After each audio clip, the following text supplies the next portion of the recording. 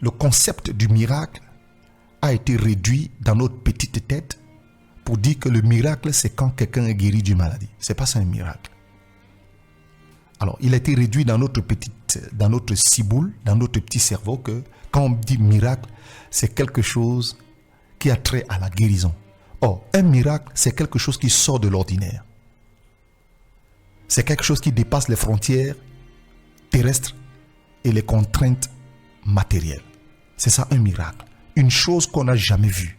Je suis en train de dire des choses que vous n'avez peut-être jamais entendues. C'est ça un miracle. Vous voyez? J'aborde le sujet différemment, c'est ça un miracle. Vous comprenez? Donc, dans notre petite tête, c'est comme ça qu'on définit un miracle. Un miracle, c'est une guérison. C'est pas ça un miracle. Je parle dans le sens extensif. Si un homme ne naît de nouveau, il ne peut voir le royaume de Dieu. Alors, est-ce que le royaume de Dieu est humain? Est-ce qu'il est matériel? Le royaume de Dieu va au-delà des frontières terrestres et brise les lois des contraintes matérielles.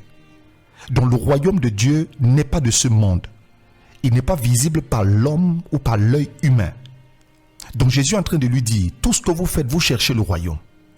Mais vous ne pouvez pas accéder au royaume ou à la visibilité du royaume sans que votre nature intrinsèque n'ait été changée.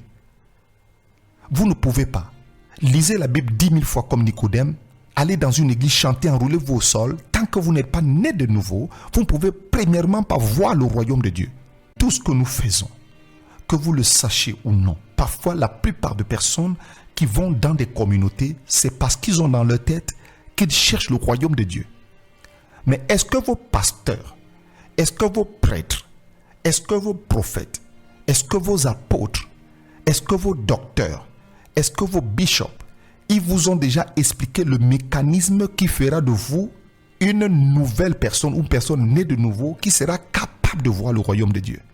Et nous allons trouver des gens, des milliers de personnes qui courent dans des camps de concentration, se disant qu'ils vont à l'église, mais on se rend compte que leur esprit est terne et nain. Vous allez vous rendre compte que vous êtes toujours en train de chercher quelque chose. C'est pour cela que vous allez dans des communautés tous les jours. Vous passez ici, et lorsqu'il y a un séminaire ailleurs, vous quittez, vous allez ailleurs, vous maîtrisez toutes les églises de Yaoundé, et les bonnes et les mauvaises. Parce que vous cherchez quelque chose que vous n'arrivez pas à trouver là où vous êtes.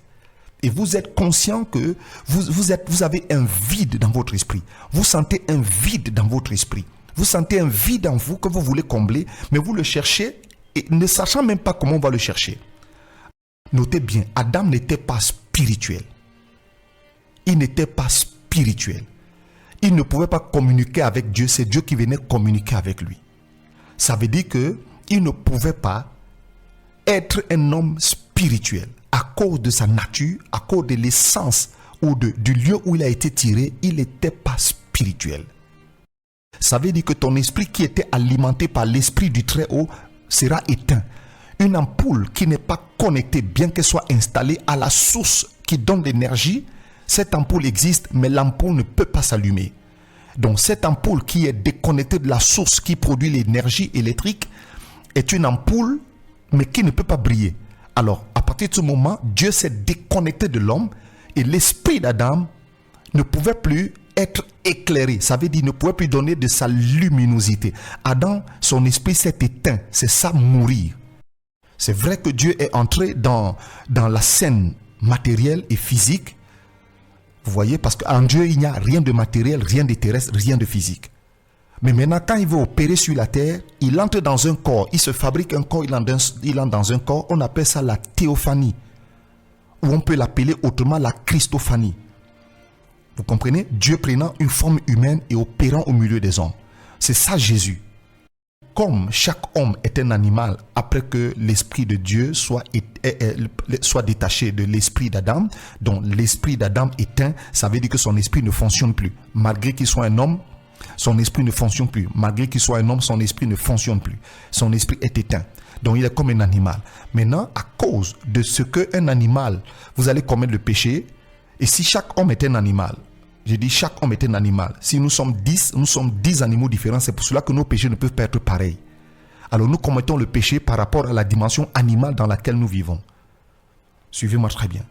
Suivez-moi très bien. C'est pour cela qu'il dit Lorsque quelqu'un a commis un péché, il va donner soit le bélier, soit le pigeon. Parce que chaque homme sur la terre étant un animal, commet le péché à la dimension d'animalité qui est en lui. Parce que le péché du poisson n'est pas le péché d'un mouton. Alors si quelqu'un qui est un mouton, parce qu'il est à la dimension animale, c'est pour cela que je parle du bas astral, souvent, à la dimension animale, et il donnera le sacrifice par rapport à l'animalité qu'il incarne. Parce que le bœuf ne peut pas commettre le même péché que la poule. C'est pour cela qu'il y a différents sacrifices. Vous comprenez ? Les sacrifices de culpabilité sont différents par rapport à la nature animale que chacun de nous porte.